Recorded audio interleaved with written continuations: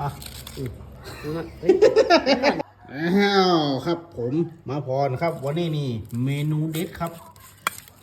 ก้อยกุ้งครับก้อยกุ้งเด็ดเลยกุ้งนี่แม่ไปหาจากไหนมาสลาสลากาดสลานะครับเนาะเอาละน่ากินเลยนะครับวันนี้นี่ป้าแดงเอาหมดส้มมาหามขายเพื่อนนะครับผมกินบ่ได้ครับแป้แมลง ไปก่อนนะครับเนาะแป้แมลงกินก้อยกุ้งแล้วกันวันนี้เป็นจะได้ห้องอร่อยก็สุดยอดส้มหน่อยใส่ส้มหำน้อยหนึ่งขาดส้มบ่ได้นะครับเนาะอ๋อกรอบน้ำคือเลยครับเนาะเอาจิ้มหึงกันมาแม่เป็นไงบ้างอร่อยอร่อย